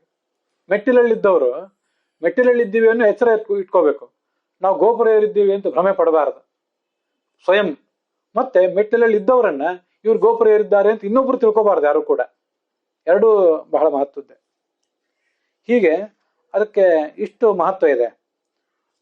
ಮನಸ್ಸನ್ನು ಗೆಲ್ಲಬೇಕು. ಅದನ್ನ ಗೆಲ್ಲುವುದನ್ನ ಬಿಟ್ಟು ಇನ್ನೇನೋ ಗೆಲ್ಲಲಿಕ್ಕೆ ಅಂತ ಹೊರಟಿದ್ದಾರಲ್ಲ ಇವರು ಅಂತ ಆ ಶ್ಲೋಕದ ಅರ್ಥ. ಅಲ್ಲಿ 256ನೇ ಶ್ಲೋಕ ಅದ್ರ ಮುಂದೆ ಬರುವಂಥದ್ದು. ದಸ್ಯೂನ್ ಪುರಂ ಷಣ್ಣ ವಿಜಿತ್ಯ ಲುಂಪತಃ ಮನ್ಯಂತ ಏಕೆ ಸ್ವಜಿತಾ ದಿಶೋ ದಿಶ ಜಿತಾತ್ಮನೋ ಜ್ಞಸ್ಯ ಸಮಸ್ಯ ದೇಹಿನ ಸಾಧೋಹೋ ಸ್ವಮೋಹ ಪ್ರಭವಾಹ ಕುತಃ ಪರೆ ಅಂತ 7ನೇ ಸರ್ಗದಲ್ಲಿ 7ನೇ ಸ್ಕಂದದಲ್ಲಿ 8ನೇ ಅಧ್ಯಾಯ ಅಲ್ಲಿ 10ನೇ ಶ್ಲೋಕ ಇದೆ. ಇದನ್ನು ಪ್ರಹ್ಲಾದನೇ ಹಿರಣ್ಯಕಶಿಪುವಿಗೆ ಹೇಳ್ತಿರೋ ಮಾತು. ನಾವೆಲ್ಲ ಹೇಗಿದ್ದೀವಿ ಅಂದ್ರೆ, ಇಲ್ಲಿ ನೋಡಿ, ಕೆಲವರು ಮೂರ್ಖರಿದ್ದಾರೆ ಜಗತ್ತಿನಲ್ಲಿ. ಅವರು ಎಂಥ ಮೂರ್ಖರು ಅಂದ್ರೆ, ನಾವು 10 ದಿಕ್ಕುಗಳನ್ನು ಗೆದ್ದಿದ್ದೀವಿ, ದಿಗ್ವಿಜಯ ಮಾಡಿದ್ದೀವಿ ಅಂತ ತಮ್ಮ ಬಗ್ಗೆ ಭ್ರಮ ಇಟ್ಕೊಂಡಿದ್ದಾರೆ. ಮತ್ತೆ ಅವರನ್ನು ಕೂಡ ಇವರು ದೊಡ್ಡ ದಿಗ್ವಿಜಯಗಳು, ದೊಡ್ಡ ಸಾಮ್ರಾಟರು ಅಂತ ಅವ್ರನ್ನೆಲ್ಲ ಹೊಗಳ್ತಾರೆ ಉಳಿದವರು. ವಸ್ತುತಃ ಅವರು ತಮ್ಮ ಒಳಗಿರುವಂತಹ ಈ 6 ಜನ ಕಳ್ಳರನ್ನೇ ಗೆದ್ದಿಲ್ಲ. ಕಾಮಕ್ರೋಧ ಲೋಭ ಮೋಹ ಮದ ಮಾತ್ಸರ್ಯ ಅನ್ನುವಂಥ 6 ಜನ ಕಳ್ಳರು. ಅವ್ರು ಏನ್ ಮಾಡ್ತಿದ್ದಾರೆ ಅಂದ್ರೆ, ಏನು ಕೊಳ್ಳೆ ಹೊಡಿತಿದ್ದಾರೆ ಅವರು ಅಂದ್ರೆ, ನಮ್ಮ ಇಡೀ ವ್ಯಕ್ತಿತ್ವವನ್ನೇ ಕೊಳ್ಳೆ ಹೊಡಿತಿದ್ದಾರಂತೆ. ಲುಂಪತಃ ಅಂತ ಶಬ್ದ ಇದೆ ಅಲ್ಲಿ. ಇಡೀ ವ್ಯಕ್ತಿತ್ವವನ್ನೇ ಅವರು ಕೊಳ್ಳೆ ಹೊಡಿತಾ ಇದ್ದಾರೆ. ಶ್ರವಣಕ್ಕೆ ಮನಸ್ಸು ಹೋಗ್ತಿಲ್ಲ, ಧ್ಯಾನಕ್ಕೆ ಮನಸ್ಸು ಹೋಗ್ತಿಲ್ಲ. ನಮ್ಮ ವ್ಯಕ್ತಿತ್ವದ ಮೂಲ ಸ್ರೋತಸ್ಸನ್ನೇ ಅವರು ಕಿತ್ಕೊಂಡು ಬಿಟ್ಟಿದ್ದಾರೆ. ಇದಕ್ಕಿಂತ ಹೆಚ್ಚಿನ ದೊಡ್ಡ ಲಾಸ್ ಏನಿದೆ? ಇದನ್ನೇ ಅವ್ರು ಕೊಳ್ಳೆ ಹೊಡೆದ ಮೇಲೆ ನಾವೆಲ್ಲೋ ಹೊರಗಡೆ ಕಳ್ಳರು ಎಲ್ಲಿದ್ದಾರೆ ಅಂತ ನೋಡ್ತಾ ಇದ್ದೀವಿ.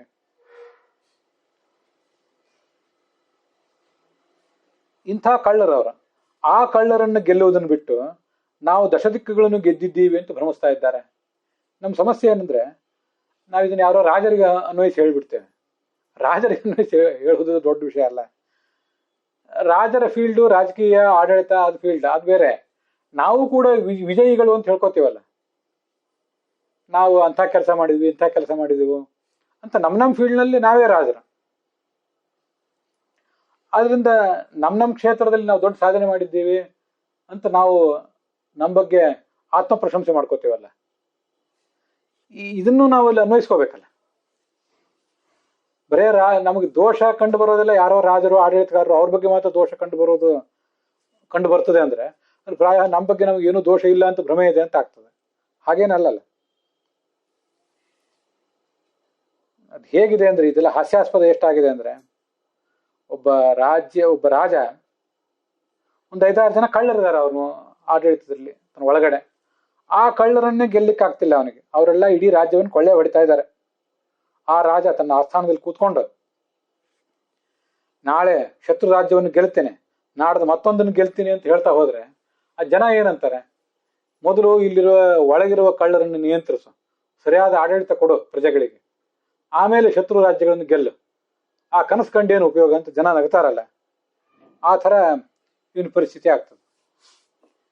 ಪಂಚಶಾನಪಿ ಚೋರಾನ್ ನಿಗೃಹೀತು ಅಶಕ್ತೇನ ಸ್ವಹ ಅನ್ಯರಿಪೋಹ ರಾಜ್ಯಂ ಗೃಹ್ಯತೆ ಅಸ್ಮಾಭಿಃ ಪರಸ್ಯ ಇತ್ಯೇವಮಾದಿರೂಪಣಂ ಕಥನಂ ಪ್ರೇಕ್ಷಾವತಾಂ ಹಸನೀಯಂ.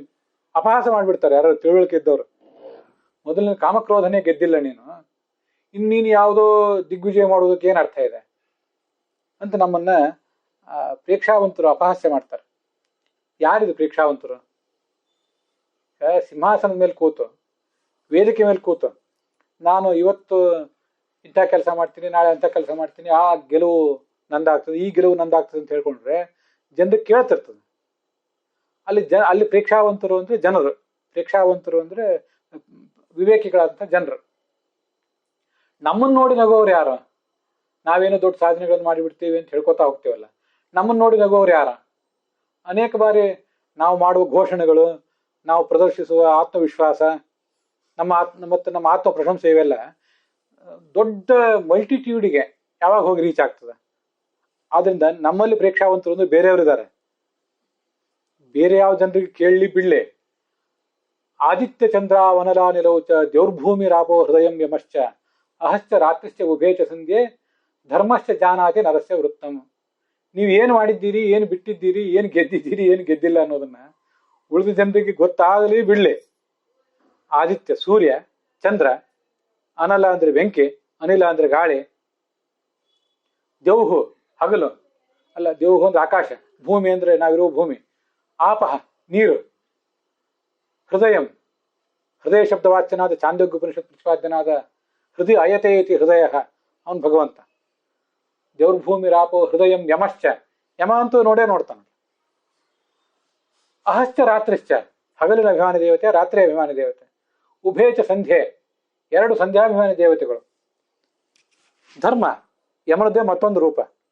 ಯಮನಿಗೆ 2 ರೂಪಗಳಿವೆ ಅಂತ ಹೇಳ್ತಾರೆ ಭಾಗವತ ತಾತ್ಪರ್ಯ ಇತ್ಯಾದಿ ಕಡೆಗಳಲ್ಲಿ. ಅಥವಾ ಧರ್ಮ ಅಂದ್ರೆ ಧರ್ಮೋ ಧರ್ಮವಿದುತ್ತಮ, ಭಗವಂತ. ಎಲ್ಲದಕ್ಕಿಂತ ಹೆಚ್ಚಾಗಿ ಸಾಕ್ಷಿ ಅಂತೂ ಅವನನ್ನು ಹೇಳ್ತದಲ್ಲ ವಿಷ್ಣು ಸಹಸ್ರನಾಮ. ಇವರೆಲ್ಲರಲ್ಲಿ ಒಳಗೆ ನಿಂತ್ಕೊಂಡು ನೋಡುವವನು ಅವನೇ ಅಲ್ಲ. ಹಗಲಿನ ಅಭಿಮಾನಿ ದೇವತೆ, ರಾತ್ರಿ ಅಭಿಮಾನಿ ದೇವತೆ, ಆಕಾಶದ ಅಭಿಮಾನಿ, ಭೂಮಿಯ ಅಭಿಮಾನಿ, ಯಮ, ಎಲ್ಲರೊಳಗೂ ನಿಂತು ನೋಡ್ಬೇಕಾದವನು ಅವನೇ. ಅವ್ರು ನಮ್ಮನ್ನು ಅಪಹಾಸ್ಯ ಮಾಡ್ತಾರೆ. ಉಳಿದವ್ರು ಯಾರೋ ಅಪಹಾಸ್ಯ ಮಾಡ್ರೇನು ಬಿಟ್ರೇನು, ನಮಗೇನಾಗ್ತದಂದ್ರೆ ಇವರೆಲ್ಲ ಅಜ್ಞಾನಿಗಳು, ಇವ್ರಿಗೆ ನಮ್ಮ ಬಗ್ಗೆ ಏನು ತಿಳಿತದೆ? ನಮ್ಮ ಎತ್ತರಕ್ಕೆ ಅವರೇ ಏರಿಲ್ಲ, ಅದನ್ನ ಇವ್ರು ನಮ್ಮ ಬಗ್ಗೆ ಕಾಮೆಂಟ್ ಮಾಡೋದು ಅಂದ್ರೆ ಏನು ಅಂತ ಯಾರ್ಯಾರಿಗೂ ಅನಿಸ್ಬಿಡ್ತದೆ. ಇವ್ರು ಯಾರೋ ಏರಿದ್ದಾರೋ ಬಿಟ್ಟಿದ್ದಾರೋ ವಿಷಯ ಬೇರೆ. ಆ ದೇವತೆಗಳು ಒಳಗಿರುವವರಂತೂ ಏರಿದ್ದಾರಲ್ಲ, ಅವ್ರು ನಮ್ಮನ್ನು ನೋಡ್ತಾರಲ್ಲ. ಅದ್ರ ಬಗ್ಗೆ ಮನುಷ್ಯನಿಗೆ ಎಚ್ಚರ ಇರಬೇಕು. ಏನು ಗೆದ್ದಿದ್ದೀನಿ, ಏನು ಗೆದ್ದಿಲ್ಲ ಅನ್ನೋದ್ರ ಬಗ್ಗೆ. ಅವರು ನಗ್ತಾರೆ ಅದನ್ನ ನೋಡಿ. ಅದಕ್ಕೆ ದಾಸರು ನಗೆಯು ಬರುತ್ತದೆ ಅಂತ ದಾಸರು ಹಾಡಿದ್ದು ಇದನ್ನೇ. ಇದು ಅಸನ್ಮಾರ್ಗ. ಇದು ಆ ಮನಸ್ಸನ್ನೇ ಗೆದ್ದಿಲ್ಲ, ಮನಸ್ಸನ್ನು ವಶಪಡಿಸ್ಕೊಂಡು ಎಲ್ಲಾ ಕಡೆ ಭಗವಂತನ ಯಾರು ಕಾಣ್ತಿರ್ತಾರಲ್ಲ,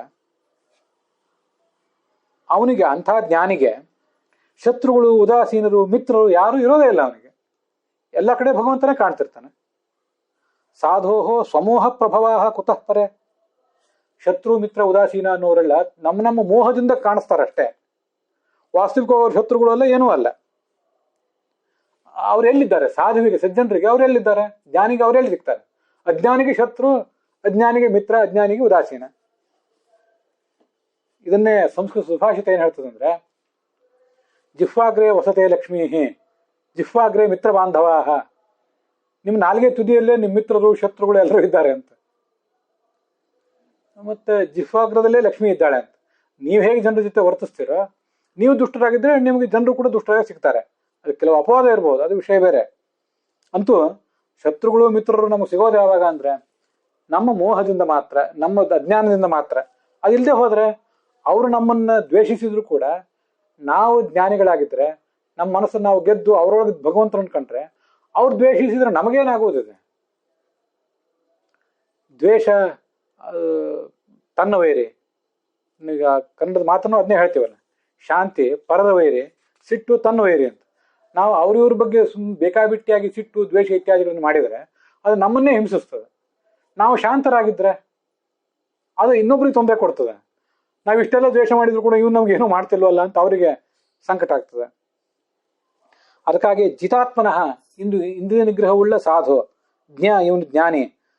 ದೇಹಿನಾಂ ಸಮಸ್ಯೆ, ಎಲ್ಲಾ ದೇಹಿಗಳಲ್ಲಿಯೂ ಕೂಡ ಭಗವಂತ ಇದ್ದಾನೆ ಅನ್ನೋ ಎಚ್ಚರ ಅವನಿಗಿದೆ. ಅವನಿಗೆ ಮಿತ್ರರು ಇಲ್ಲ, ಶತ್ರುಗಳು ಇಲ್ಲ, ಯಾರೂ ಇಲ್ಲ. ಅವನಿಗೆ ಆರಾಮವಾಗಿದ್ದಾನ ಅವನು. ಅಲ್ಲಿ ಭಾಗವತದ ಇನ್ನೊಂದು ಶ್ಲೋಕವನ್ನ, ಇದು 7ನೇ ಸ್ಕಂದದ 5ನೇ ಅಧ್ಯಾಯದಲ್ಲೇ 11ನೇ ಶ್ಲೋಕ, ತುಂಬಾ ಚೆನ್ನಾಗಿದೆ ಇದು ಕೂಡ ಶ್ಲೋಕ. ಕೆಲವು ಕಡೆ ಭಾಗವತದಲ್ಲಿ ಇಂಥ ಶ್ಲೋಕ ಬರ್ತಾವಲ್ಲ, ನಾನು ಈಗ ಹಿಂದೆನೂ ಕೂಡ ಹೇಳಿದ್ದೆ. ಈ ಶ್ಲೋಕಗಳನ್ನ ಪ್ರಾಯ ಭಗವಂತರನ್ನ ಸಗುಣ ಅನ್ನುವರು, ನಿರ್ಗುಣ ಅನ್ನುವರು, ನಿರಾಕಾರ ಅನ್ನುವರು, ಸಾಕಾರ ಅನ್ನುವರು, ಇನ್ನು ಯಾವುದೇ ಧರ್ಮೀಯರು ಈ ಎಲ್ಲರೂ ಕೂಡ ಹೇಳಬಹುದಾದ ಕೆಲವು ಶ್ಲೋಕಗಳಿವಂತ. ಹಿಂದೆ ಹೇಳಿದ್ದೆ ಅಂತ ಕೆಲವು ಶ್ಲೋಕಗಳನ್ನು. ಎಲ್ಲಿಯೂ ಕೂಡ ವಿಷ್ಣು ಅಂತ ಹೆಸರು ಇರೋದಿಲ್ಲ, ಎಲ್ಲೂ ಹರಿ ಅಂತ ಹೆಸರು ಇರೋದಿಲ್ಲ, ಏನೂ ಹೆಸರು ಇರೋದಿಲ್ಲ. ಆ ಶ್ಲೋಕ ನೋಡಿದ್ರೆ ಜಗತ್ತಿನ ಎಲ್ಲಾ ಜನರಿಗೂ ಅನ್ವಿತ ಆಗುವಂತೆ. ಸಂಸ್ಕೃತದಲ್ಲಿರೋದು ಇದು ಬೇಡ ಅಂತ ಯಾರು ಬಿಡ್ಬೇಕಷ್ಟೆ. ಅಷ್ಟು ಬಿಟ್ರೆ ಉಳಿದ ಎಲ್ಲರಿಗೂ ಅನ್ವಿತ ಆಗುವಂತ ಕೆಲವು ಶ್ಲೋಕಗಳು. ಅಂಥದ್ದೊಂದು ತುಂಬಾ ತುಂಬಾ ಸುಂದರವಾದ ಶ್ಲೋಕ. ತಸ್ಮೈ ಭಗವತೇ ನಮಃ ಅಂತ. ಏನ್ ಭಗವಂತ ಅಂದ್ರೆ, ಪರಸ್ವಾತ್ಮೇ ತ್ಯಸದ್ಗ್ರಾಹ ಪುಂಸಾಂ ಯನ್ ಮಾಯಯಾ ಕೃತಃ ವಿಮೋಹಿತ ಧಿಯಾಂ ದೃಷ್ಟ ತಸ್ಮೈ ಭಗವತೇ ನಮಃ ಅಂತ. ಅಲ್ಲಿ ಪರಸ್ವಾತ್ಮೇತ್ಯಸಗ್ರಾಹ ಅಂತಿದೆ, ಪರಸ್ವಶ್ಚೇತ್ಯಸಗ್ರಾಹ ಅಂತ ಇನ್ನೊಂದು ಪಾಠ ಇದೆ. ಪಾಠದ ಬಗ್ಗೆ ಈಗೇನು ಹೆಚ್ಚು ಹೇಳಲಿಕ್ಕೆ ಆಗೋದಿಲ್ಲ. ಮುಂದೆ ಭಾಗವತನೇ ಹೇಳುವಾಗ ಇದ್ರಲ್ಲಿ ಯಾವ ಪಾಠ ಸರಿ, ಯಾವ ದೃಷ್ಟಿ ಸರಿ ಅಂತ ಮುಂದೆ ಹೇಳಲಿಕ್ಕೆ ಸಾಧ್ಯ. ಅದೇನು ಈಗ ಬೇಕಾಗಿಲ್ಲ. ಅಂತೂ ಅದೇನು ಹೇಳ್ತಿದೆ, ಇದು ಪ್ರಹ್ಲಾದ ಹೇಳಿದ ಮಾತು. ಇದು ಕೂಡ ಯಾರಿಗೆ ಹೇಳಿದ್ದು ಅಂದ್ರೆ, ಅವನ ಗುರುಗಳಿದ್ರಲ್ಲ, ಷಡ್ಡಾಮರ್ಕರು ಅಂತ, ಅವ್ನಿಗೆ ಪಾಠ ಹೇಳಲಿಕ್ಕೆ ಕೂತಿದ್ರಲ್ಲ, ಅವ್ರಿಗೆ ಹೇಳಿದ ಮಾತು. ಭಗವಂತನಿಗೆ ನಮಸ್ಕಾರ ಮಾಡ್ತಿದ್ದಲ್ಲ ಅವನು. ಯಾರ ಭಗವಂತ, ಏನ್ ನಮಸ್ಕಾರ ಮಾಡ್ತಿದ್ದೀನಿ ನೀನು ಅಂತ ಅಪ್ಪನೂ ಕೇಳಿದ್ದ, ಗುರುಗಳು ಕೇಳಿದ್ರು. ಅವನು ಯಾವ ಭಗವಂತ ಅಂದ್ರೆ, ಇವನು ಶತ್ರು, ಇವನು ಮಿತ್ರ, ನಾನು ಸ್ವತಂತ್ರ ಅಂತ ಹೀಗೆಲ್ಲ ದುರಾಗ್ರಹ ಬರ್ತದಲ್ಲ ನಮಗೆ. ಈ ಎಲ್ಲಾ ದುರಾಗ್ರಹ ಬಂದಿದ್ದು ಅಜ್ಞಾನದಿಂದ. ಅಜ್ಞಾನ ಯಾಕೆ ಬಂತು? ಭಗವಂತನ ಮಾಯೆಯಿಂದ ಬಂತು. ಅಂತಹ ಭಗವಂತನಿಗೆ ನಮಸ್ಕಾರ ಅಂತ. ನೀವ್ಯಾರೋ ಭಗವಂತನನ್ನ ಒಪ್ಪಲಿಕ್ಕೆ ತಯಾರಿಲ್ಲ, ಹರಿಯನ್ನು ಒಪ್ಪಲಿಕ್ಕೆ, ಹರಿಯ ಸರ್ವೋತ್ತಮತ್ವವನ್ನು ಒಪ್ಪಲಿಕ್ಕೆ ನೀವು ತಯಾರಿಲ್ಲ, ನಮ್ಮಪ್ಪ ತಯಾರಿಲ್ಲ. ಮತ್ತೆ ಹರಿಯ ಭಕ್ತನಾದ ನನ್ನನ್ನು ಕೂಡ ನೀವು ತಿರಸ್ಕಾರ ಮಾಡ್ತಾ ಇದ್ದೀರಿ. ಇವನು ಶತ್ರು, ಅವನು ಯಾರೋ ಮಿತ್ರ, ಮತ್ತು ನಾನು ಸ್ವತಂತ್ರ, ನಾನು ರಾಜ ಅನ್ನೋ ಎಲ್ಲ ಭ್ರಮ, ದುರಾಗ್ರಹ ಬರೋದು ಯಾವುದರಿಂದ? ಅಜ್ಞಾನದಿಂದ ಬರ್ತದೆ. ಆ ದುರಾಗ್ರಹ ಅಜ್ಞಾನ ಮೂಲಕವಾದ ದುರಾಗ್ರಹ. ಅದು ಬರೋದೆಲ್ಲಿಂದ ಅಂದ್ರೆ, ಹರಿಯ ಬಂಧಕ ಶಕ್ತಿಯಿಂದ, ವಿಮೋಹಿತ ಧಿಯಾಂ, ಮೋಹದಿಂದ ಬರೋದಂತಿದೆಲ್ಲ. ಭಗವಂತನ ಬುದ್ಧಿಯನ್ನು ಮುಗ್ಧಗೊಳಿಸ್ತಾನೆ, ಆವಾಗ ಈ ಥರ ಎಲ್ಲ ಆಗಿ ಹೋಗ್ತದೆ. ಅಂಥ ಭಗವಂತನಿಗೆ ನಮಸ್ಕಾರ. ಮತ್ತಲ್ಲಿ ಹರಿ ಅಂತಿಲ್ಲ, ಭಗವತೇ ನಮಃ. ಅಷ್ಟು ಶಕ್ತಿಶಾಲಿ ಆದವನು, ಅವನಿಗೆ ನಮಸ್ಕಾರ ಅಂತ. ವಿಮೋಹಿತ ಧೀ ಅಂತ ಒಂದು ಶಬ್ದ ಬಂದಾಗ, ಭಾಗವತದಲ್ಲೇ ಸಾರೋದ್ಧಾರದಲ್ಲಿ ಹಿಂದೆ ಬಂದಂಥ ಮತ್ತೊಂದು ಶ್ಲೋಕ ನನಗೆ ನೆನಪಿಗೆ ಬರ್ತದೆ. ಅದನ್ನ ಹೇಳಬೇಕು ಅಂತ ಅನ್ಕೊಂಡೆ. ಅದೇನು ಅಂದ್ರೆ, ವಿಮೋಹಿತೋಯಂ ಜನ ಈಶ ಮಾಯಯ ತ್ವದೀಯಯ ತ್ವಾಂ ನ ಭಜತ್ಯನರ್ಥದೃಕ್ ಸುಖಾಯ ದುಃಖ ಪ್ರಭವೇಶು ಸಜ್ಜತೆ ಗೃಹೇಶು ಯೋಷಿತ್ ಪುರುಷಶ್ಚ ವಂಚಿತಃ ಅಂತ ಶ್ಲೋಕ. ನಾವು ಯಾಕೆ ಭಗವಂತನ ತಿಳ್ಕೋತಾ ಇಲ್ಲ? ಭಗವಂತನ ಕುರಿತು ಶ್ರವಣ ಮನನ ಇತ್ಯಾದಿಗಳು ನಾವು ಯಾಕೆ ಮಾಡ್ತಿಲ್ಲ? ತುಂಬ ಸರಳವಾದ ಮಾರು. ಭಗವಂತ ಸುಲಭ ಹರಿ ತನ್ನವರನ್ನ ಅವನು ಅರಗಳಿಗೆ ಬಿಟ್ಟಗಲೋದಿಲ್ಲ. ಎಲ್ಲ ಸರಿ, ಆದ್ರೆ ನಾವು ಭಗವಂತನ ಯಾಕೆ ತಲುಪ್ತಾ ಇಲ್ಲ? ಅದ್ರ ಬಗ್ಗೆ ನಮ್ಮ ಪ್ರಯತ್ನ ಯಾಕಿಲ್ಲ ಅಂದ್ರೆ, ತ್ವಾಂ ನ ಭಜತಿ, ಈ ಜೀವ ನಿನ್ನನ್ನ ಸೇವಿಸ್ತಾ ಇಲ್ಲ. ಶ್ರವಣ ಮನನ ಧ್ಯಾನಾದಿಗಳ ಮೂಲಕ ನಿನ್ನನ್ನು ಇವನು ಸೇವಿಸ್ತಾ ಇಲ್ಲ. ಯಾಕೆಂದ್ರೆ ಅನರ್ಥದಕ್ಕೆ ಇವನಿಗೆ ಕಣ್ಣಿಗೆ ಸುತ್ತಮುತ್ತಲು ಕಾಣುವುದೆಲ್ಲ ಅನರ್ಥಗಳೇ ಕಾಣಿಸ್ತಾ ಇವೆ.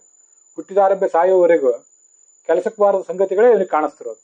ಅರ್ಥ ಸರಿಯಾದ ಥಿಂಗ್ ಯಾವುದು ಕಾಣಿಸ್ತಿಲ್ಲ ಇವನಿಗೆ. ಕಾಣಿಸ್ತಿರುವುದಿಲ್ಲ, ತಪ್ಪಾದದ್ದೇ ಕೆಟ್ಟ ವಸ್ತುಗಳೇ ಇವನಿಗೆ ಕಾಣಿಸ್ತಾ ಇರೋದು. ಅದನ್ನೇ ಇವನು ಸುಖಾಯ ದುಃಖ ಪ್ರಭವೇಶು ಸಜ್ಜತೆ, ಸುಖ ಬೇಕು ಅಂತ ಕೆಟ್ಟ ವಸ್ತುಗಳ ಕಡೆನೇ ಹೋಗ್ತಿದ್ದಾನೆ. ವಸ್ತುತಃ ಎಲ್ಲಾ ವಸ್ತುಗಳ ಸ್ವಭಾವವು ಅಲ್ಲಿ ಎಲ್ಲ ವಸ್ತು ಅಂದ್ರೆ ಕೇವಲ ಜಡ ಅಲ್ಲ, ಜಡ ಚೇತನ ಎಲ್ಲವೂ ಕೂಡ ದುಃಖಕ್ಕೆ ಕಾರಣ. ಎಲ್ಲಾ ಸಂದರ್ಭದಲ್ಲೂ ಸುಖನೇ ಕೊಡ್ತಾವೆ ಅಂತಿಲ್ಲ. ಇವನು ಮಾತ್ರ ಅದು ಗೊತ್ತಿಲ್ಲದೇನೆ ಸುಖ ಬೇಕು ಅಂತ ಅದೇ ಜಡ ಚೇತನಗಳ ಹಿಂದೆ ಹೊರಟಿದ್ದಾನೆ. ಯಾರಿದು ಅಂದ್ರೆ ಯೋಷಿತ್ ಪುರುಷ, ಇಬ್ರು ಸ್ತ್ರೀ ಮತ್ತು ಪುರುಷ ಇಬ್ರು ಕೂಡ ಇವರು ವಂಚಿತರಾಗಿ ಬಿಟ್ಟಿದ್ದಾರೆ. ಗೃಹೇಶು, ಮನೆ ಮಠ ಅಧಿಕಾರ ಸ್ಥಾನ ಮಾನ ಬಂಗಾರ ಭೂಮಿ, ಈ ಎಲ್ಲದರ ಬಗ್ಗೆನೂ ಕೂಡ ಅವರು ಪ್ರವೃತ್ತಿ ಮಾಡ್ತಾನೆ ಇದ್ದಾರೆ. ಯಾಕೆ ಹೀಗೆ ಅಂದ್ರೆ, ವಿಮೋಹಿತೋಯಂ ಜನ ಈಶ ಮಾಯೆಯ ತ್ವದೀಯಯ ಮಾಯೆಯ, ನಿನ್ನ ಮಾಯೆಯಿಂದಾಗಿ ಮಾಯೆ ಇವರೆಲ್ಲರ ಬುದ್ಧಿಯನ್ನು ಕವಿಸಿಬಿಟ್ಟಿದೆ. ಆದ್ರಿಂದಾಗಿ ಇವರಿಗೆ ಭಗವಂತನ ಕಡೆ ಮನಸ್ಸೇ ಹರಿತಿಲ್ಲ. ಭಗವಂತ ಏನು ಸಂಕಲ್ಪ ಮಾಡಿದ್ದಾನೆ ಅಂದ್ರೆ, ನನ್ನ ಮಾಯೆಯನ್ನು ಗೆದ್ರೆ ಇವರಿಗೆ ನನ್ನನ್ನು ನೋಡುವ ಅವಕಾಶ ಸಿಗ್ತದೆ. ದೈವೀಶೇಷ ಗುಣಮಯಿ ಮಮ ಮಾಯಾ ದುರತ್ಯಯ, ಭಗವದ್ಗೀತೆ ಹೇಳೋದು ಅದನ್ನೇ. ಈ ಸತ್ವರಜ ಸ್ತಮೋ ಗುಣಗಳ ರೂಪವಾದ ಈ ಮಾಯಾ ಬಂಧಕ ಪ್ರಕೃತಿ, ಅಥವಾ ಮಾಯಾ ಅಂದ್ರೆ ನನ್ನ ಇಚ್ಛೆ, ಅದು ಕೂಡ ಮಾಯಾ ಅಂದ್ರೆ ಎರಡು, ಒಂದು ಭಗವಂತನ ಇಚ್ಛೆ, ಇನ್ನೊಂದು ಜಡವಾದ ಪ್ರಕೃತಿ. ಆ ಜಡವಾದ ಪ್ರಕೃತಿಗೆ ಅಭಿಮಾನಿನಿಯಾದವಳು ನಡುವೆ ಲಕ್ಷ್ಮೀದೇವಿ. ಭಗವಂತ ಅವನ ಪತ್ನಿಯಾದ ಲಕ್ಷ್ಮೀದೇವಿ ಮತ್ತು ಅವಳಿಂದ ಅಭಿಮನ್ಯವಾದ ಜಡ ಪ್ರಕೃತಿ, ಇವಿಷ್ಟು ಮಾಯಾ. ಮೂರೂ ಭಗವಂತನಿಗೆ ಅಧೀನನೇ ಅಲ್ಲ. ನಿನ್ನ ಮಾಯೆಗೆ ಅಧೀನವಾಗಿ ಈ ಜಗತ್ತು ನಿನ್ನನ್ನು ಕಾಣಲಿಕ್ಕೆ ಅಸಫಲ ಆಗಿದೆ. ಮಾಯಾ ಅಂತ ಶಬ್ದ ಅಲ್ಲಿ ಬಂದಿವೆ. ಅನೇಕ ಕಡೆ ಆ ಮಾಯಾ ಅನ್ನೋ ಶಬ್ದವನ್ನ ಭಾಗವತದಲ್ಲೂ ಹೇಳ್ತಿರ್ತಾರೆ. ಎಲ್ಲೆಲ್ಲಿ ಮಾಯಾ ಅಂತ ಬಂದಲ್ಲೆಲ್ಲ ಅದು ಮಯ ಪ್ರಧಾನ ಉದ್ದಿಷ್ಟ. ಮಯ ಅಂದ್ರೆ ಭಗವಂತ, ಅವನ ಅಧೀನವಾದದ್ದೆಲ್ಲವೂ ಮಾಯೇನೆ. ಸ್ತ್ರೀಯೂ ಭಗವಂತನ ಅಧೀನ, ಪುರುಷನೂ ಭಗವಂತನ ಅಧೀನ, ಬಂಗಾರ ಬೆಳ್ಳಿ ಭೂಮಿ ಎಲ್ಲವೂ ಭಗವಂತನ ಅಧೀನವೇ. ಅದರಿಂದ ಇದು ಮಾಯಾ ಅಷ್ಟೆ. ವಸ್ತುತಃ ಇದೇನು ಯಾವುದು ಕಲ್ಪಿತ ಅಲ್ಲ, ಸತ್ಯವೇ. ಇದು ಈ ಎಲ್ಲ ದುಷ್ಟ ವಸ್ತುಗಳು ಸ್ವಭಾವತಃ ನಮ್ಮ ಸುಖಕ್ಕೆ ಕಾರಣ ಅಲ್ಲ, ದುಃಖಕ್ಕೆ ಕಾರಣ ಅನ್ನೋದು ಸತ್ಯ. ಅದು ನಮ್ಮನ್ನು ಪೀಡಿಸ್ತಾ ಇರೋದು ಸತ್ಯ, ನಮಗೆ ದುಃಖ ಕೊಟ್ಟಿರೋದು ಸತ್ಯ. ಇದ್ರ ಸಮಸ್ಯೆ ಇರೋದನ್ನ ಒಪ್ಕೋಬೇಕು ಮೊದಲು. ನಮಗೇನೋ ಸಮಸ್ಯೆನೇ ಇಲ್ಲ ಅಂತ ಹೇಳಿದ್ರೆ ವೈದ್ಯರು ನಮಗೆ ಔಷಧನೂ ಕೊಡೋದಿಲ್ಲ. ನಮ್ಗೆ ತಲೆನೋವು ಬಂದಿರೋ ಸುಳ್ಳು, ಅನಾರೋಗ್ಯ ಆಗಿರೋ ಸುಳ್ಳು ಅಂದ್ರೆ ಹಾಗಾದ್ರೆ ಸುಮ್ಮನೆ ಹೊರಟೋಗಿ ನಮ್ಮ ಚಿಕಿತ್ಸಾಲಯಕ್ಕೆ ಯಾಕೆ ಬಂದ್ರಿ ಅಂತಾನೆ ಭಗವಂತ. ಸುಳ್ಳಲ್ಲ ಅದು, ಎಲ್ಲವೂ ಸತ್ಯವೇ. ಸತ್ಯ ಅಂತ ತಗೊಂಡು ಸಮಸ್ಯೆಯನ್ನು ಅರಿತು ಅದಕ್ಕೆ ಚಿಕಿತ್ಸೆಯನ್ನು ಭಗವಂತನ ಮೂಲಕ ನಾವು ಕಾಣಬೇಕು. ಬಲಮ್ಮೆ ಪಶ್ಯಮಾಯಾಯ ಯಾ ದಿಶೋ ಜೈನಾಂ ಸದಾ ಯಾ ಕರೋತಿ ನಿಜಾಯತ್ತಾನ್ ಭ್ರೂ ವಿಜೃಂಭೇಣ ಕೇವಲಂ ಅಂತ ಕಪಿಲ ತನ್ನ ತಾಯಿ ಹೇಳೋ ಮಾತು.